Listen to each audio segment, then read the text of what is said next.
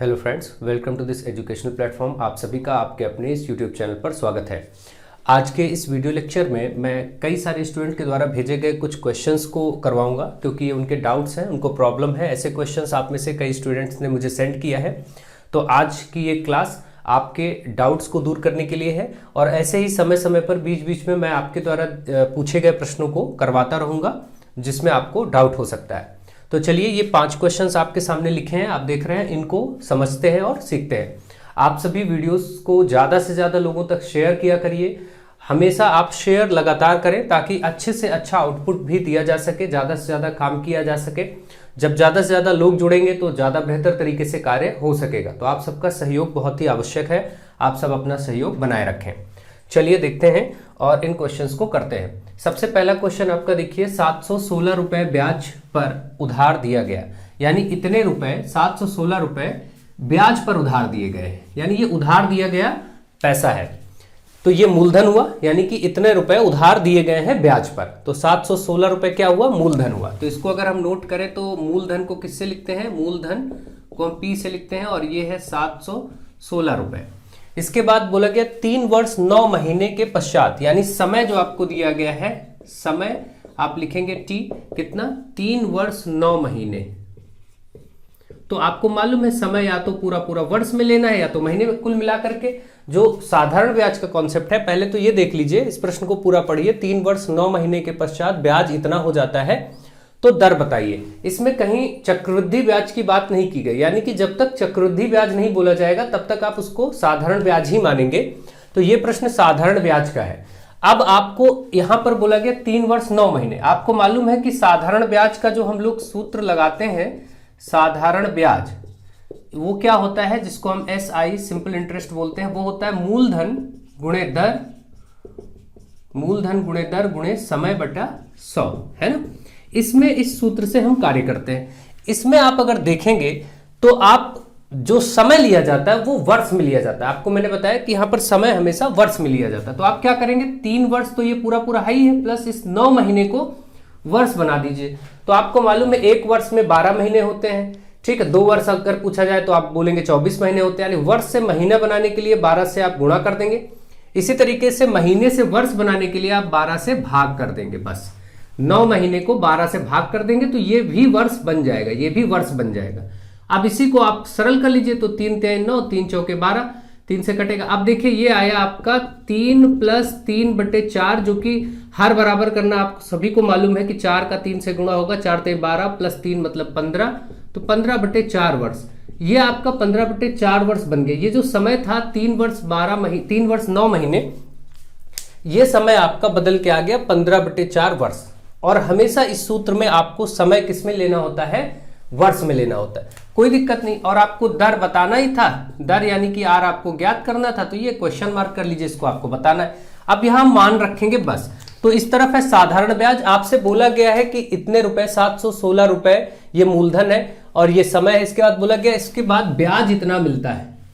ब्याज देखिए दिया गया 134.25। तो इधर ब्याज की तरफ आप रख दीजिए 134। भाई साधारण ब्याज इस साइड लिखा है, फिर बराबर लगा, इधर कुछ और लिखा है, तो हम साधारण ब्याज की जगह रख देंगे 134.25, इधर रख दिया। और इस तरफ मूलधन की जगह देखिए 716 रुपए थे यहाँ पर, तो 716 गुणे दर, दर आपको बताना है, इसको आप R लिख लीजिए, दर को R से लिखते हैं, R लिख लीजिए, ये बताना ही है। समय कितना आ गया? 15/4, तो 15 ऊपर 4 बटे का नीचे, और नीचे पहले से 100 भी है, तो इसको 100 को भी लिख लीजिए, है ना, सूत्र में ही। तो इस तरीके से आपने ये नोट कर लिया। अब केवल इसको सॉल्व करना बचा और कुछ भी नहीं बचा। R आपको निकालना है, तो आप क्या करिए भाई, इसको ये जो नीचे है 4 × 100, इसको हम 400 कह सकते हैं। ये 400 इधर आएगा भाई, इधर बटे में, इसके साथ गुणे में हो जाएगा, तो 134.25 इधर, ये नीचे वाली संख्या 100 × 4 का मतलब 400 कह सकते हैं। 400 इधर आकर के गुणा हो जाएगा, और बराबर में इधर बचेगा 716 × R × 15, ये वाला इधर बचा रह गया। अब R निकालना है तो हम 716 और 15 दोनों किसमें है? गुणे में। तो इस तरफ लाएंगे तो ये दोनों भी क्या हो जाएंगे? नीचे बटे में। जो चीज गुणे में होती है वो दूसरी तरफ ला करके बटे में हो जाती है। तो अब अगर हम देखें तो यहां पर हमारा 134.25 गुणे 400 ये है ही है, और बटे में ये आ जाएगा 716 × 15। बस ये R आपका केवल इतने को ही आपको सॉल्व कर देना है, यही आपका आर आंसर आ जाएगा। केवल इसको सॉल्व करना है। तो चलिए सॉल्व करते हैं। अगर सॉल्व करने का तरीका है कि भी भाई दशमलव है, हटाएंगे, 2 अंकों पे दशमलव था यहां से, देखिए तो इधर नीचे 2 जीरो आप कहीं बढ़ा लीजिए, बढ़ा सकते हैं, कोई दिक्कत नहीं। ठीक है, तो ये दोनों जीरो ऊपर वाले दोनों जीरो से कट भी जाएंगे, ये भी ठीक है। 4 से देखिए इसको काट लीजिए, 4 से ये कट रहा है क्योंकि पीछे 2 अंक में 16 लिखा है, इसलिए 4 से कट ही जाएगा। तो 4 एकम 4, 3 बचा 31, 4 सत्ते 28, 3 बचा 4 नवैया 36, 179 यहां बचा। अब देखिए ये 5 से कटेगा तो 5 से आप काट लीजिए, 5 3 15 और ये पूरा 5 से काटिए, तो ये 5 से काटेंगे तो 5 दूनी 10, 13 था ना, 5 दूनी 10, तो 3 बचा 34 हो गया, 5 छक्का 30, फिर 4 बचा तो 42 हो गया, 5 चौठी 40, 2 बचा 25 हो जाएगा, तो 50 25, ये देखिए 2685 इधर आ गया। अब 3 से देखिए क्या ये कटेगा, तो जोड़ के देख लेते पहले। अगर अंकों का योगफल 3 से कटता है तो पूरी संख्या भी 3 से कट जाती है। ये सारी चीजें मैंने आपको टेट सीटेट के संख्या पद्धति के क्लासेस में सिखाया है, विभाज्यता के नियम आपको पढ़ाया गया। तो देखिए 8 5 13, 2 15 6 21, बिल्कुल ये 3 से कट जाएगा, तो आप काटिए, 3 से कट जाएगा, 3 8 24, 2 बचा 26 का 2 बचा, इसके आगे आएगा 28 हो जाएगा, 3 9 27, 1 बचा, 3 5 15। अब देखिए 895, आप देखिए जो आपके पास बचा, ऊपर बचा 895 और नीचे बचा 179, केवल इतने को भाग कर दीजिए, रेट आ जाएगा। तो आप देखिए 5 आ रहा है, 5 9 में किससे गुणा करें तो 5 मिल सकता है, तो 9 5 45 होता है, मतलब 5 बार चेक कर लीजिए। ये जो 179 है इसको 5 से गुणा करके चेक कर लीजिए, 5 9 45 के 5, 4 5 7 35, 4 39 के 9, हासिल लगा 3, 5 1 5 3 8, 895 आ गया। इसका मतलब ये 5 बार में कट गया, पूरा पूरा 5 बार में कटा। तो आप देख रहे हैं आर बराबर जो दर आया वो 5% आ गया इस प्रश्न के लिए। ठीक है, तो इस प्रकार से बहुत ही आसानी से आप ऐसे प्रश्नों को कर सकते हैं, केवल समझदारी रखना है, समझ के काम करना है, कोई दिक्कत की बात नहीं है। तो मुझे आशा है आपको ये पहला क्वेश्चन समझ में आ गया होगा। अगर आप सबको वीडियोस पसंद आती हैं, समझ आती, तो आप सब अपने सारे फ्रेंड्स को जोड़ने का प्रयास करिए। 3rd सेमेस्टर की एग्जाम प्रिपरेशन आपको इतनी शानदार कराई जाएगी कि आपका कोई भी प्रश्न उससे बाहर, उन नियमों के बाहर नहीं आएगा। ठीक है, आपको नियम और कॉन्सेप्ट समझने होंगे अच्छे से, बाकी कोई दिक्कत नहीं, थोड़ा बहुत बदल के भी प्रश्न देंगे तो आप कर पाएंगे। ठीक है, इसीलिए हमेशा कॉन्सेप्ट्स पे फोकस करिए, ज्यादा से ज्यादा लोगों तक ये वीडियोस पहुंचाइए, शेयर करिए, अपना सहयोग लगातार बनाए रखिए। आपको आशीष सर स्टडी जोन चैनल को बहुत आगे लेके जाना है और आप सबके सहयोग के बगैर ये कार्य नहीं हो सकता। सो आप सब अपना अपना सहयोग बनाए रखें। ठीक है, चलिए next question number 2। Question number 2 में भी 2 क्वेश्चन मैंने एक साथ अलग ले लिए हैं। तो अब ये लॉग के क्वेश्चन है, कुछ बच्चों ने भेजे थे, उनको प्रॉब्लम हो रही थी, तो मैंने कहा ठीक है चलिए इसको भी बता देते हैं। अब चलिए देखते हैं, सिद्ध करना। देखिए ऐसे प्रश्नों में सिद्ध करना है।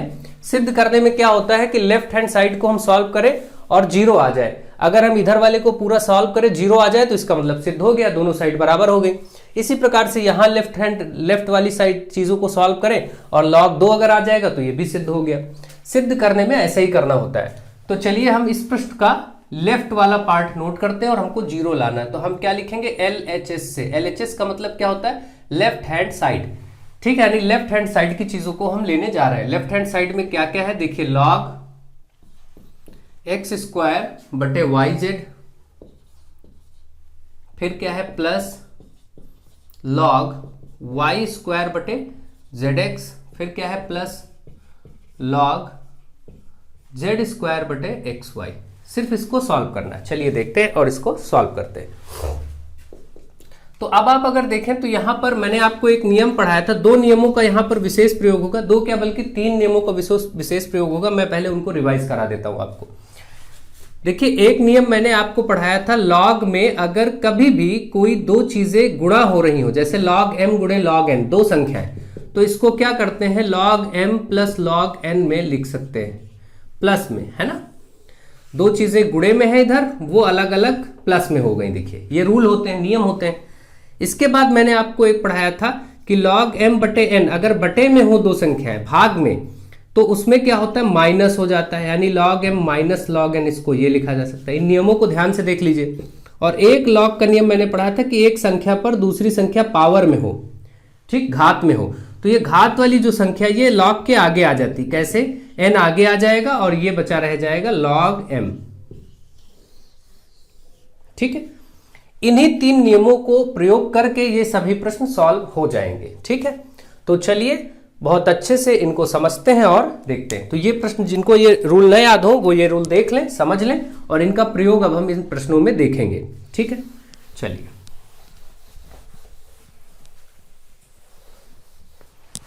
अब देखिए यहां पर इसको आप देखिए, दो संख्याएं बटे में है, एक्स स्क्वायर बटे वाई जेड। तो इसका मतलब हम लॉग एम अपॉन एन वाला रूल लगा सकते हैं, log m minus log n. जब दो संख्याएं बटे में होती है तो माइनस में हो जाता है, अभी मैंने आपको बताया था। ठीक है, इस रूल को आप ऐसे समझिए, लॉग एम बटे लॉग एन। दो संख्या देखिए बटे में है ना, इस तरीके से, यहां कुछ भी लिखा हो लेकिन बटे में है, तो इसको हम क्या करते हैं, पहली संख्या ऊपर वाली और फिर माइनस लगा के लॉग के साथ दूसरी संख्या जो नीचे है, ये ऐसे।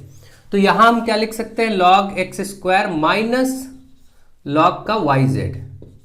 कोई दिक्कत नहीं, इतना देखिए आपको आराम से समझ में आ गया, ये पहला वाला हो गया। ठीक है, तो ये चीज आपको क्लियर हो गई होगी। अब इसी तरीके से ये प्लस लगा, प्लस लगाइए। अब इसको देखेंगे हम इसी तरीके से, यहां पर इसको भी ऐसे ही लिख सकते हैं हम, लॉग जेड स्क्वायर, सॉरी यहां पर वाई स्क्वायर है, लॉग वाई स्क्वायर अपॉन में जेड एक्स है तो ये माइनस हो जाएगा भाई, इसी रूल से ना, log m upon log n, log m minus log n. बस इतना ही तो मैं लिख रहा हूं, देखिए इतने, इस वाले पार्ट को ऐसे लिख दिया। ठीक है, अब ये प्लस तीसरा वाला जो पद है इसको ऐसे लिख लेते हैं, प्लस इसमें क्या होगा, log z square minus log x Y.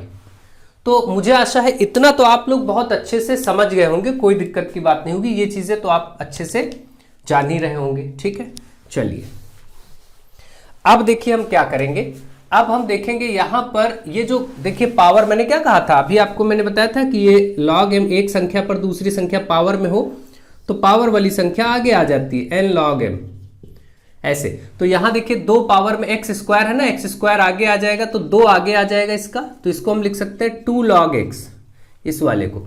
फिर माइनस ये देखिए log y z, y z होने का मतलब वाई गुणे जेड, दो चीजें गुणे में है। और अभी मैंने बताया था जब दो चीजें ऐसे गुणे में हो, एम गुणे एन, या दो चीजें एक्स गुणे वाई, कुछ भी हो, उनको प्लस में लिख देते हैं, log m plus log n, ऐसे है ना। तो अब हम इसका प्रयोग करेंगे, देखिए तो अब आप इसको लिख सकते, देखिए अब माइनस जब लगा हो, दो चीजें इधर log m plus log n होने वाला, तो हम इसको ब्रेकेट लगा के लिखेंगे, क्योंकि एक चीज दो चीजों में बढ़ जाएगी। लॉग वाई इंटू जेड को हम लिख सकते हैं log y plus log z, कोई दिक्कत नहीं। देखिए माइनस बाहर लगा हुआ ये वाला, बस y इंटू जेड, वाई गुणे जेड को हमने y प्लस जेड में तोड़ दिया, क्योंकि ये रूल होता है कि जब दो चीजें लॉग में गुणे में होती है तो वो प्लस में डिवाइड हो जाती है, आपने देखा अभी आराम से। ठीक है, फिर ये प्लस लगाया है बाहर, प्लस लगाया, y square, log y square का घात वाला नंबर इसमें भी आगे आ जाएगा, दो आगे आ जाएगा, तो इसको हम लिख सकते हैं 2 लॉग, भाई ये जो घात में 2 है, जैसे यहां पर घात 2 था आगे आ गया, वैसे ये भी हो जाएगा 2 लॉग वाई। फिर अब देखिए माइनस लगा है तो इसको मैं यहां नीचे लिखता हूं क्योंकि जगह कम है। यहां देखिए माइनस लॉग जेड एक्स, ठीक है, तो जब माइनस में है तो इसको भी देखिए, जेड एक्स का मतलब जेड गुणे एक्स, दो चीजें गुणे में है, तो दो चीजें जब गुणे में है तो ये भी प्लस में टूट जाएंगी, तो ऐसे लिख सकते हैं log Z plus log x. लेकिन इसको भी मैंने देखिए ब्रैकेट में लिखा, क्योंकि एक सिंगल चीज दो चीजों में डिवाइड हो रही है और बाहर माइनस भी है, इसलिए माइनस को बाहर ही रहने दिया, इसको ब्रैकेट में लिख के दिखा दिया। ठीक है, फिर प्लस यहां पर देखिए, यहां पर भी स्क्वायर में दो है घात में, ये आगे आ जाएगा, तो इसको लिख सकते हैं 2 लॉग जेड। फिर ये माइनस, अब इसको भी वही x इंटू वाई, एक्स गुणे वाई बोल सकते हैं, तो इसको भी हम ऐसे लिख सकते हैं log x plus log y. I think यहां तक आप लोगों को कोई भी प्रॉब्लम नहीं होनी चाहिए, समझ आ रहा होगा। अब अगली स्टेप यहां से स्टार्ट होगी। देखिए ये 2 लॉग एक्स है, इसको तो अब सरल कर नहीं सकते, इसको ऐसे ही रखेंगे। फिर माइनस, अब देखिए ये माइनस अंदर गुणा होगा तो माइनस का लॉग वाई हो जाएगा, और फिर ये माइनस प्लस, अगला माइनस प्लस माइनस, ये हो जाएगा लॉग जेड। फिर ये प्लस का है 2 लॉग वाई, और ये माइनस लगा है, यहां पर माइनस लगाएंगे तो ये माइनस का लॉग जेड हो जाएगा, माइनस का लॉग जेड, और ये माइनस प्लस माइनस, माइनस का लॉग एक्स, भाई minus plus minus log x हो गया। फिर इधर प्लस, ये लिखा हुआ है 2 लॉग जेड, फिर ये माइनस माइनस का log x होगा, देखिए भाई माइनस का ये हो जाएगा और माइनस प्लस माइनस का log y। केवल कुछ नहीं किया गया इस स्टेप में, जितने माइनस लगे थे ब्रैकेट के आगे इनको सबको अंदर गुणा करा दिया गया, माइनस का ये हो गया माइनस प्लस माइनस, इस तरीके से सब जगह करा के ओपन कर दिया गया। अब जरा आप देखिए यहां पर ध्यान से देखिए, इसमें कोई दिक्कत की बात नहीं है। आप बताइए जरा ये log x किसका लिखा, माइनस log x, और एक और जगह log x, यहां देखिए क्या लिखा है माइनस का log x। अब बताइए माइनस log x क्या होगा।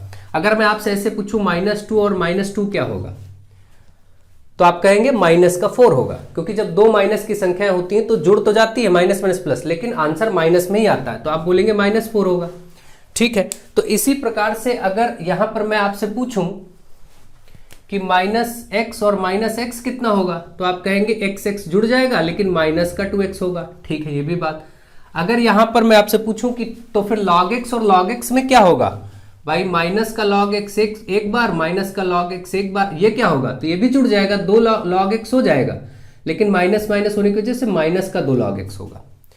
ठीक है, ये बात क्लियर है। तो इसका मतलब ये देखिए, ये जो है माइनस का log x और ये वाला माइनस का log x, ये कितना हो जाएगा, माइनस का 2 log x, है ना। इन दोनों को जोड़ेंगे तो माइनस का 2 log x हो जाएगा, और ऊपर देखिए यहां प्लस का 2 log x लिखा है, ये वाला 2 log x प्लस का है, और ये दोनों जुड़ के माइनस का 2 log x हो जाएगा। तो अब आप बताइए 2 log x में से, अगर 2 log x में से माइनस 2 log x होगा तो सेम संख्या में से सेम संख्या 0 हो जाएगा ना, या काट देंगे या 0 लिख सकते हैं। तो इसका मतलब अब अगर आपको इतना समझ आ गया तो आप जानते हैं माइनस log x हो जाएगा माइनस का 2 log x, और माइनस का 2 log x ये और प्लस का 2 log x कट जाएगा। ठीक इसी प्रकार से देखिए माइनस का log y, और यहीं कहीं और होगा, यहां देखिए माइनस का log y, माइनस का log y, माइनस का log y 2 बार हो गया, तो इसको बोलेंगे माइनस का 2 log y। ठीक है, जुड़ जाएगा। और कहीं प्लस का 2 log y देखिए लिखा हुआ है, तो ये कट जाएगा, यानी माइनस का log y और ये माइनस का log y, देखिए माइनस का 2 log y हो जाएगा, और ये प्लस का 2 log y कैंसिल हो जाएगा। ठीक, ये भी ठीक। फिर देखिए इसी प्रकार से माइनस का log z और माइनस का log z, तो कितना हो जाएगा, माइनस का 2 log z, minus log z minus log z 2 बार हो गया, दोनों माइनस है इसलिए माइनस का 2 log z आएगा। तो माइनस log z और माइनस log z, ये माइनस का 2 log z होगा। साथ ही साथ देखिए यहाँ प्लस का 2 log z, सारे के सारे कैंसिल हो गए, जब सब कट गया तो आया 0, और आपको देखिए सिद्ध करने में 0 ही लाना था, यानी कि लेफ्ट हैंड साइड आपका राइट हैंड साइड के बराबर आ गया, और इस प्रकार से ये सिद्ध हो गया। तो हम यहां लिख देंगे प्रूव्ड, यानी ये प्रूव हो गया, सिद्ध हो गया। ओके, ठीक इस तरीके से हो जाएगा। तो ऐसे आप आराम से चीजों को कर सकते हैं। अब नेक्स्ट क्वेश्चन हम लोग करेंगे, इसको देखते हैं। इसमें बोला गया है, आप इसमें भी लेफ्ट हैंड साइड से चलेंगे, है ना। लेफ्ट हैंड साइड का सारा, ये आपको लेफ्ट साइड की सारी चीजें लेनी है और log 2 लेकर के आना है। अगर log 2 आ गया तो इसका मतलब ये सिद्ध हो गया। सिद्ध करने का मतलब यही होता है कि इधर की चीजों को सॉल्व करिए और log 2 आ जाए।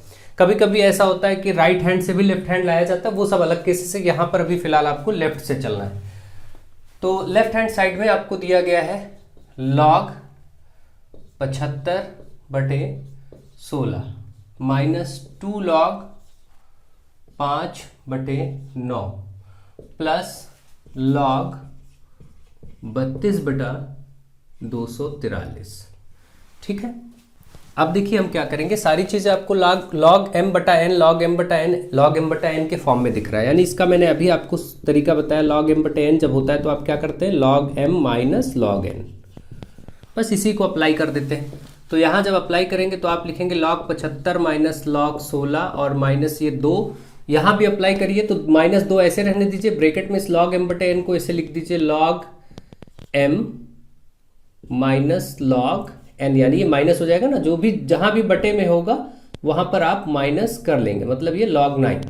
फिर ये प्लस हो गया, ये तो हो गया, प्लस लगा करके यहाँ पर आप देखेंगे log 32 माइनस log का 243,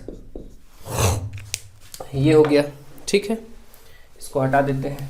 ठीक, अब देखिए आप क्या करेंगे, log 75 को आप क्या लिख सकते हैं भाई, 75 को आप अगर गुणा करें 15 × 5 75 भी होता है, तो आप इसको 3 × 5 × 5 लिख सकते हैं। या फिर 75 को भाई 75 का लासा लेंगे 3 × 5 × 5 ही आएगा, या इसको लिख सकते हैं 3 की घात 1 और 5 की घात 2, ऐसे बोल सकते हैं, है ना, कोई दिक्कत नहीं।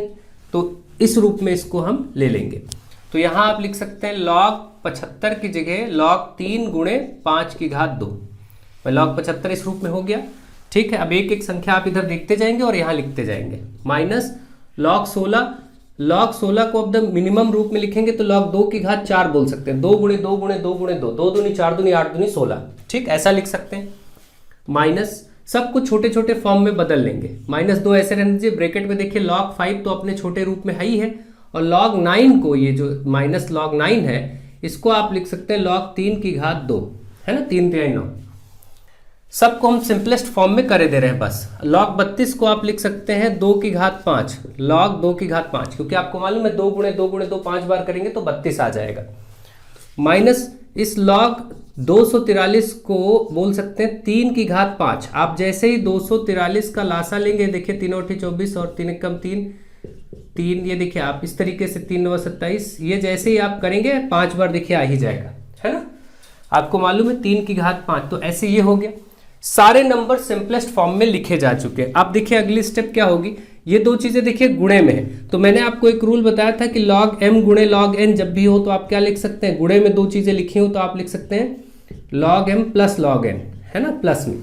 तो ठीक है, इसी रूल को हम अप्लाई करेंगे और अब देखेंगे। तो देखिए यहां पर आप इसको ब्रेक करके लिख सकते हैं log 3 इस वाले का, और प्लस log इसके आगे भी आ जाएगा 5 की घात 2, फिर ये माइनस इसकी जो पावर होती है, आपको एक और रूल बताया गया है कि जब पावर में हो संख्या तो पावर वाली संख्या आगे आ जाती है, मतलब n log m ऐसे लिख सकते हैं। तो ये 4 जो है आगे आ जाएगा, तो आप बोलेंगे 4 log 2, है ना, इसको बोल सकते हैं 4 आगे आ जाएगा, और log 2, फिर -2, ये 2 है, फिर ब्रैकेट में आप देख रहे हैं log 5, और ये माइनस, ये देखिए यहाँ पावर है, पावर आगे आ जाएगी तो इसको बोल सकते हैं 2 log 3। भाई log 3 के ऊपर 2 था, 2 आगे आ गया, ऐसा लिख सकते हैं। और फिर ये प्लस यहाँ पर ऐसे ही 5 आगे आ जाएगा, तो आप बोलेंगे 5 log 2, भाई पावर वाली संख्या आगे आ जाती है, और यहाँ भी आगे आ जाएगी संख्या पावर वाली, घात वाली 5 आगे आ जाएगा, तो 5 log 3। इस प्रकार से आप ऐसे करते हुए सारे नियमों को अप्लाई करते हुए यहाँ तक पहुँच जाएंगे। सबसे छोटे रूप में बना लेंगे हम चीज़ों को। अब हम क्या करेंगे, अब देखेंगे यहाँ पर सबको गुणा भाग करेंगे फटाफट। जो ब्रैकेट में है log 3 ऐसे रखिए, प्लस यहाँ पर देखिए जो 2 है ये आगे आ जाएगा, तो आप बोलेंगे 2 log 5, भाई ये वाला 2 भी आगे आ जाएगा, 2 log 5, माइनस ये देखिए 4 log 2, एक एक संख्या नोट कर रहे हैं, देखिए माइनस अब गुणा करा दीजिए, माइनस ये हो जाएगा 2 log 5, भाई ये -2 इससे गुणा हो जाएगा, -2 इससे भी होगा और इससे भी होगा, तो माइनस माइनस प्लस 2 दूनी 4 और log 3, है ना, ये लिख देंगे। फिर यहां पर देखिए प्लस 5 log 2 माइनस 5 log 3। ठीक है, अब देखिए जरा क्या कैंसिल होता है और क्या बचता है। तो अब हम देखेंगे कि इसमें log 2 log 3 कितने हैं, log 3 ये हुआ 1, और log 3 कहीं पर आया है, यहां पर देखिए ये प्लस का 4 log 3 और ये 1 log 3, तो कितने log 3 हो जाएंगे, 5 log 3, है ना। तो प्लस का 5 log 3 हो जाएगा जब ये log 3 एक बार और यहां पर log 3 4 बार, तो 4 बार log 3 और 1 बार log 3 मिलके कितनी बार हो जाएंगे, 5 बार log 3। और यहां देखिए माइनस का 5 log 3 लिखा है, तो प्लस का 5 log 3 और माइनस का ये कैंसिल हो जाएगा। भाई इन दोनों को जोड़ेंगे तो 5 log 3 हो जाएगा, और यहाँ माइनस का 5 log 3 लिखा है तो कैंसिल हो जाएगा, खत्म। अब log 5 वाले को देखते हैं, तो ये लिखा है 2 log 5, मतलब 2 बार log 5, यहां देखिए माइनस का 2 बार log 5, ये तो कैंसिल ही हो गया। ठीक, 2 बार log 5 और यहां से माइनस का 2 बार log 5, तो कैंसिल हो गया, ये प्लस का और माइनस का। अब log 2 बचा, अब बचा क्या, जो बचा है उसको हम नोट करते हैं। बचा है यहां पर 5 log 2 और ये माइनस का 4 log 2, इतना ही तो बचा दिख रहा है आपको, यही दो चीजें बची दिख रही हैं, देखिए ये वाला माइनस का 4 log 2, ये प्लस का 5 log 2। अब आप बताइए 5 बार log 2 में से 4 बार log 2 माइनस हो जाएगा तो कितना, एक ही बार log 2 बचेगा।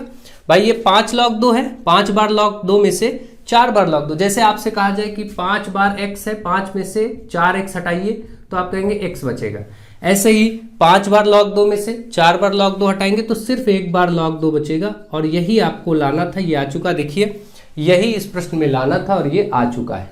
ठीक, तो इसका मतलब ये प्रूव हो गया, ये प्रश्न भी लग गया आपका। तो मुझे आशा है आपको ये सारे प्रश्न समझ में आ रहे होंगे, अच्छे से आप इनको कर सकते हैं। ठीक है, चलिए आगे बढ़ते हैं और क्वेश्चन नंबर 3 सॉल्व करते हैं। आप सभी वीडियोस को ज़्यादा से ज़्यादा शेयर करते रहिए। चलिए देखते हैं नेक्स्ट क्वेश्चन, क्वेश्चन नंबर 3।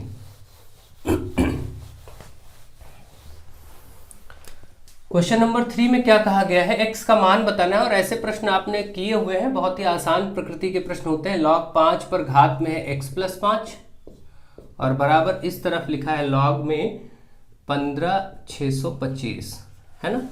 अब आप देखिए दोनों साइड में log लिखा हुआ है, संख्या और घातें लिखी हुई है। अब क्या होगा, ये वाला आप देखिए, इसका अगर आप लासा लेना चाहें 15,625 का, तो देखिए क्या आएगा, 5 से काटेंगे, 5 से 15, 5 से 15, 5 एक कम 5, 1 बचा 12, 5 दूनी 10 और 5 25। फिर 5 से काटेंगे, 5 छक्का 30, 1 बचा 12, 5 दूनी 10, 5 25। फिर 5 से काटेंगे, 5 एक कम 5, 1 बचा 12, 5 दूनी 10 और 5 25।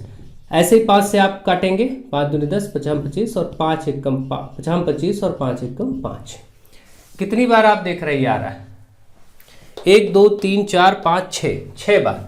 इसका मतलब इस साइड में हम लिख सकते हैं log 5 की घात 6, क्योंकि 5 कितनी बार है, 5 है 6 बार। ऐसा लिख सकते हैं, कोई दिक्कत नहीं है, बिल्कुल लिख सकते हैं। ठीक, तो अब इस तरफ क्या था, इस तरफ है log 5 पर x + 5। अब क्योंकि दोनों पक्षों में log है, बराबर भी लगा है, तो इसका मतलब यहां जो संख्या 5 पर घात में है और यहां पर भी 5 पर घात में 6 है, तो ये दोनों, ये 6 और ये वाली संख्या बराबर हो जाएगी, क्योंकि बेस में दोनों के log 5 है। देखिए इधर भी log 5, और आपको मैंने एक रूल बताया था, अगर बेस दोनों तरफ बराबर हो, घातें अलग अलग हो, इधर बेस आधार में वही संख्या, इधर भी आधार में वही संख्या, जैसे यहां पर देखिए आधार में वही संख्या, यहां पर भी आधार में वही संख्या, तो क्या होता है, घातें बराबर हो जाती हैं। ठीक, तो इसी तरीके से यहां पर घात में x + 5 है, ये घात इस घात 6 के बराबर हो जाएगा। ये 5 उधर जाएगा तो प्लस का 5 उधर 6 में से माइनस हो जाएगा, तो x बराबर 1 आपका इस प्रश्न का उत्तर आ जाएगा। इस तरीके से ऐसे प्रश्नों को सॉल्व किया जाता है। ठीक है, तो मुझे आशा है आपको ये क्वेश्चन नंबर 3 भी समझ आ गया होगा। आप सभी वीडियोस को ज़्यादा से ज़्यादा शेयर करते रहिए, लगातार शेयर करिए, बहुत ही ज़रूरी है आपका सहयोग मिलना। क्वेश्चन नंबर 4, इसमें देखिए मैंने आपको क्वेश्चन नंबर 4 और 5 एक बच्चे ने, किसी ने भेजा है, तो उसमें इसलिए ले लिया कि चलिए ऐसे प्रश्नों में अक्सर बच्चों को प्रॉब्लम हो जाती है। देखते हैं यहाँ क्या है, 8 सेंटीमीटर व्यास का वृत्त खींचना है। तो सबसे पहले 8 सेंटीमीटर व्यास का वृत्त खींच लेंगे। बोला गया है, ध्यान दीजिए, 8 सेंटीमीटर व्यास, डायमीटर, व्यास का मतलब क्या होता है, डायमीटर, तो त्रिज्या कितनी होगी, इसकी आधी। हमेशा जब भी आपको व्यास दिया जाएगा तो आप उसको आधा कर लेंगे, 8/2, तो कितना आ जाएगा, 4। ये हो जाएगा त्रिज्या, यानी त्रिज्या बराबर क्या होता है, व्यास बटे 2। क्या होता है, व्यास का आधा कर लेंगे, त्रिज्या बराबर व्यास बटे 2 होता है, मतलब 8/2 कर लेंगे तो 4 आ जाएगा। आपको जब व्यास दिया जाएगा तो उसका आधा करना है, 4। अब 4 सेंटीमीटर प्रकार में आपको भरना है, 4 सेंटीमीटर दूरी, और आपको एक कहीं पर नोक रख करके उसकी प्रकार की 4 सेंटीमीटर का एक वृत्त बना देना है। ठीक है, इस तरीके से आप क्या करेंगे, 4 सेंटीमीटर का एक वृत्त बना देंगे। अब मान लेते हैं ये कितना था, 4 सेंटीमीटर आपने लिया। ठीक है, इसके केंद्र से 6 सेंटीमीटर दूर पर स्थित एक बिंदु, केंद्र से, केंद्र तो ये रहा, यहां से 6 सेंटीमीटर दूरी पर एक बिंदु लेना है और वहां से वृत्त की स्पर्श रेखाएं खींचनी। तो ये वाला प्रश्न मैंने बताया था आपको कि अगर ये 4 यही हो गया, 4 तो ये हो गया, अब अगर 2 और आगे हम बढ़ जाएं, मान लीजिए 2 और, तो 4 2 कितना हो जाएगा, 6। यहां पे बिंदु ले लीजिए, इसी की सीधी रेखा में ले लीजिए। ठीक है, 4 और 2 6 हो जाएगा ना, हमने 2 इधर और बढ़ा लिया ये वाला, अब ये आपका 6 हो गया। ठीक है, इसमें तो कोई डाउट नहीं कि ये वाला पार्ट जो 4 था और ये वाला पार्ट हमने बाहर बढ़ा लिया 2। मान लेते ये जो बिंदु है ये P बिंदु है। इतना करने में कोई दिक्कत नहीं, पटरी रखेंगे और खींच देंगे। ठीक है, यहां तक आप पहुंच गए। अब आपको क्या करना है, इस वृत्त पर स्पर्श रेखाएं खींचनी है इसी बिंदु से। तो स्पर्श रेखाएं खींचने के लिए मैंने आपको बताया था, ये जो दूरी है, मान लेते हैं केंद्र को हम O नाम दे देते हैं, तो O से P की जो दूरी है वो 6 है, इसको आधा करना है। आधा करने के लिए आपको प्रकार की सहायता लेनी होगी, वो ज्यादा उचित माना जाएगा, नहीं तो 3 सेंटीमीटर नाप सकते हैं आप इसमें। नहीं तो आप क्या करेंगे, किसी भी रेखा को, मैंने आपसे कहा था कि आधा कैसे किया जाता है, किसी भी रेखा खंड को, जैसे ये मान लेते हैं, चलिए इसी को हम अलग बना के दिखाते हैं, O और P ये 6 है, वैसे तो हम पटरी रखेंगे और 3 3 पे डिवाइड करेंगे तो बीच का बिंदु मिल जाएगा, है ना। लेकिन क्या किया जाता है, प्रकार की सहायता से किया जाता है। तो प्रकार की नोक आप यहां रखिए O पर, और आधे से ज्यादा दूरी भरिए अपने आप, अंदाजे से आधे से ज्यादा दूरी इसकी भरिए OP की, और एक ऊपर ऐसे आर्क और एक नीचे ऐसे आर्क। जैसे यहां हम रखेंगे तो हमने एक आर्क ये लगाया और एक आर्क ये लगाया। ठीक वही दूरी से इस बिंदु P पर नोक रखेंगे और ऐसे काट देंगे, ठीक है, और इसको ये काट देंगे। अब देखिए ये जो जाएगा ये बीचों बीच से इसको डिवाइड करता हुआ जाएगा, ठीक है। यानी इस बिंदु को और इस बिंदु को पटरी से रख करके मिला दिया जाता है, ठीक। तो ठीक काम यही करेंगे, यहां पर नोक रखेंगे और आप ऐसे बनाएंगे, यहां पर रखेंगे ऐसे बनाएंगे, इसको ऐसे आप काट देंगे और इसको ऐसे काट देंगे। तो आप देखेंगे ये वाला जो बिंदु है और यहां जो बिंदु बन रहा है ये इसको बीचों बीच से डिवाइड कर दे रहा है, बीच का पॉइंट मिल जाएगा, ठीक है। इतना तो कर ही लेंगे, ये चीज अब आप कर लेंगे। तो अब क्या होगा, अब आपको ये जो बीच का पॉइंट मिला, इस पॉइंट से इसका कोई भी नाम लिख लीजिए, चलिए M रख लेते हैं।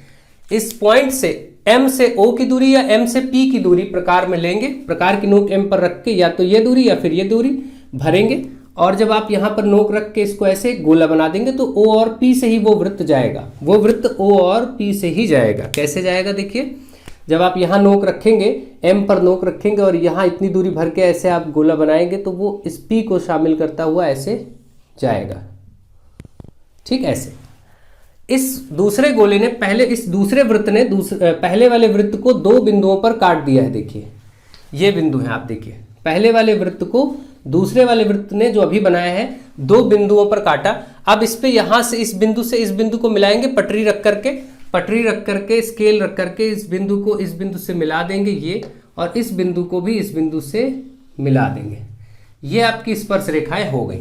यानी अगर मैं इसको नाम करूं कोई भी, यहां पर जैसे इसको नाम कर देते हैं R और इस बिंदु को नाम कर देते हैं S, तो आप देखेंगे PS और PR यही स्पर्श रेखाएं हैं। PS यहां से और PR ये हमेशा बराबर भी होती है। एक बिंदु से किसी वृत्त पर, मैंने आपको बताया था किसी बिंदु से किसी वृत्त पर जब स्पर्श रेखाएं ऐसे खींची जाती हैं तो वो सदैव बराबर होती है। मतलब ये दूरी अगर मान लीजिए ये मैं A और B यहां बताऊं तो PA और PB हमेशा बराबर होगा।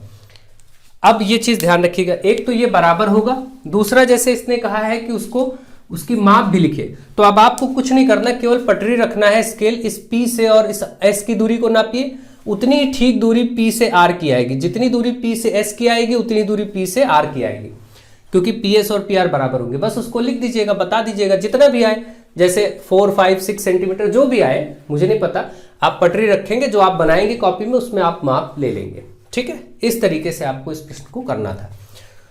तो मुझे आशा है आप समझ गए होंगे, इसमें कुछ और नहीं किया गया था, बहुत ही आसानी से इस प्रश्न को आप कर लेंगे।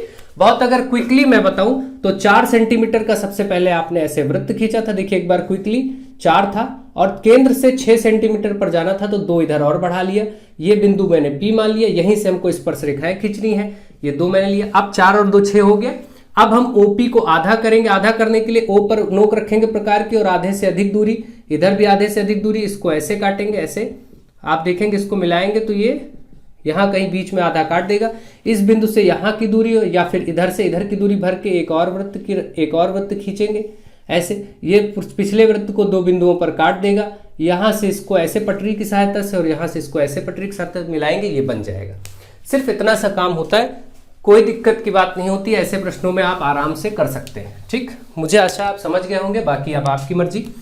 नेक्स्ट क्वेश्चन नंबर 5, 3 सेंटीमीटर त्रिज्या का एक वृत्त खींचिए। चलिए 3 सेंटीमीटर प्रकार में भरेंगे हम पटरी की सहायता से और 3 सेंटीमीटर त्रिज्या का वृत्त खींच देंगे। मान लिया कि ये 3 सेंटीमीटर का है, ये O हो गया और ये बिंदु आपका, ये त्रिज्या 3 सेंटीमीटर वृत्त खींच लिया। अब कह रहा है कि 3 सेंटीमीटर त्रिज्या का वृत्त खींचिए तथा उसकी परिधि के किसी बिंदु पर स्पर्श रेखा खींचिए। तो परिधि यानी वृत्त की परिधि यही बाउंड्री है, तो मैं इसी बिंदु पर स्पर्श रेखा खींच देता हूं। इसी को मैं कुछ P या कुछ मान लेता हूं, चलिए इसको मैं मान लेता हूं कि ये P बिंदु है और इसी पर स्पर्श रेखा मैं खींच देता हूं, काम खत्म। ये प्रश्न ऐसा है। तो स्पर्श रेखा आपको मालूम है कि केंद्र से जो आकर के स्पर्श बिंदु पर मिलाया जाता है, आपको मैंने ये अच्छे से पढ़ाया कि केंद्र, ये केंद्र है और मान लेते हैं यहां हमको स्पर्श रेखा खींचनी होती है ये।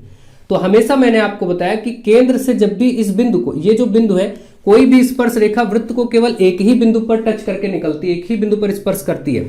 तो आपको अगर ये देखा जाए कि ये केंद्र है, केंद्र से इस स्पर्श बिंदु को अगर मिलाया जाता है हमेशा, इसको स्पर्श बिंदु कहते हैं, जिस बिंदु से स्पर्श रेखा जाती है, तो ये हमेशा 90 डिग्री पर कोण बनाते हुए जाती है। ठीक, तो अगर मैं अब यहाँ पर 90 डिग्री कोण बना दूं तो आराम से वो स्पर्श रेखा ही होगी। तो इसका मतलब इस P पर 90 डिग्री का कोण, अब 90 डिग्री का कोण किसी रेखा पर कैसे बनता है, देखिए 90 डिग्री का कोण बनाना तो हम क्या करेंगे, इस बिंदु पर बनाना है, जैसे इसको मैं P बिंदु यही मान लेता हूं और इसको मैं O वाला ये मान लेता हूं, OP रेखा। देखिए इस पर 90 ऐसे बनता है कि इस बिंदु पर प्रकार की नोक रखिए और इस OP दूरी का आधे से कम, लगभग अंदाजे से ही आधे से कम दूरी लीजिए और यहाँ P पर नोक रख के और इस तरफ से एक अर्धवृत्त के तरीके का ऐसे खींच दीजिए, यहाँ पर नोक रखेंगे ऐसे खींच देंगे। ठीक है, फिर प्रकार की जो दूरी थी उसको घटाएंगे बढ़ाएंगे नहीं, वैसे ही रखेंगे। अब यहाँ पर नोक रखेंगे प्रकार की, पहला चाप, और फिर इस जगह नोक रखेंगे। अब आगे बढ़ के एक और चाप, दो चाप। ये जो पहला चाप होता है 60 डिग्री का होता है, दूसरा 120 का हो जाता है। इसको अगर मिलाएंगे तो 120 कोण बनेगा, इसको ज्वाइन करेंगे तो 60 बनेगा, और 60 और 120 के बीच में 90 बनेगा, क्योंकि 60 और 120 का गैप 60 होता है। 60 से 120 का गैप अंतर कितना होता है, 60 का ही होता है, 60 60 120। इसको आधा करेंगे, अब इस गैप को आधा कर देंगे तो 30 30 में हो जाएगा। मान लीजिए ऐसे आधा हो जाएगा तो 30 30 में हो जाएगा, 60 30 90। इस गैप को आधा कैसे करते हैं, इस पर प्रकार की नोक रखेंगे, ऊपर एक आर्क लगाएंगे, फिर इस पर प्रकार की नोक रखेंगे, इसको ऐसे काटेंगे, फिर इस बिंदु को मिला देंगे, यही आपका 90 डिग्री का कोण बना। तो ठीक इसी तरीके से हम यहां पर काम करेंगे। देखिए आधे से कम दूरी लेकर के एक अर्धवृत्त की रचना की जाएगी, फिर यहां नोक रख के पहला और दूसरा चाप लगाया जाएगा, फिर इस दोनों चाप के बिंदुओं से ऊपर एक ऐसे काटा जाएगा, इससे रखेंगे ऐसे, इससे इसको। अब देखिए ये जो आएगा इसको पटरी की सहायता से यहाँ ऐसे पटरी रखेंगे इस केंद्र से इसको, और आराम से इसको मिलाते हुए ये रेखा खींच देंगे। यही आपकी स्पर्श रेखा है और ये आपका बन गया, रचना भी हो गई। अगर आपको रचना लिखनी थी तो आप सिंपल लिखते कि सबसे पहले 3 सेंटीमीटर दूरी का एक वृत्त, 3 सेंटीमीटर दूरी प्रकार में भर करके एक वृत्त खींचा। ठीक है, वृत्त का केंद्र O है और O को P से त्रिज्या को O को परिधि के एक बिंदु P से मिला दिया, OP। अब इस P पर स्पर्श रेखा खींचनी है आपको, तो अब आगे क्या बोलेंगे, आगे बोलेंगे ठीक है, फिर OP दूरी पर OP दूरी पर आधे से कम दूरी लेकर के। अच्छा, ये चीजें बताने की भी ज्यादा जरूरत नहीं है। देखिए आपको रचना के मुख्य कितने बिंदु बताने हैं, फिर से एक बार ध्यान से देख लीजिए, क्योंकि सारा ज्यादा डिटेल करने से कोई फायदा नहीं। देखिए ऐसे करिएगा, फिर से समझ लीजिए। सबसे पहले आप इतना बोलिएगा कि सर्वप्रथम 3 सेंटीमीटर त्रिज्या का एक वृत्त खींचा। ठीक है, प्रकार में 3 सेंटीमीटर दूरी भर करके एक वृत्त खींचा। वृत्त के केंद्र O को परिधि पर एक बिंदु P से मिला दिया। ठीक है, इतना कर लिया। अब बिंदु P पर 90 डिग्री का कोण बनाया। बिंदु P पर कितना बनाया, 90 डिग्री का कोण बनाया। उस 90 डिग्री के कोण की रेखा को बिंदु P से मिलाते हुए जब गुजारा गया, यही आपकी स्पर्श रेखा है। ठीक है, इस प्रकार से आप सामान्य रूप शब्दों में, अपने शब्दों में इसको रचना को बता सकते हैं। ठीक है, कोई दिक्कत की बात नहीं होगी। आई थिंक आपको ये बहुत अच्छे से समझ में आ गया होगा। डिटेल और रचना के पद भी आप लिख लेंगे, कोई ऐसी प्रॉब्लम की बात नहीं। जो आप करते हैं वही चीजें आप सही शब्दों में लिख देते हैं। रचना में स्टेप वाइज जो जो आप करते जा रहे हैं वही चीजें आपको अपने शब्दों में अच्छे से लिख देना है, बस वो रचना हो जाती है। ठीक है, तो आई थिंक आपको बहुत अच्छे तरीके से सारी चीजें समझ में आ गई होंगी, ये सारे क्वेश्चंस भी समझ में आ गए होंगे। अब मुझे आशा है कि आपको अच्छे से आपका अध्ययन कार्य चल रहा होगा। आप लोग वीडियोस को ज़्यादा से ज़्यादा शेयर करिए, ज़्यादा से ज़्यादा लोगों तक पहुंचाइए। So thank you to all of you.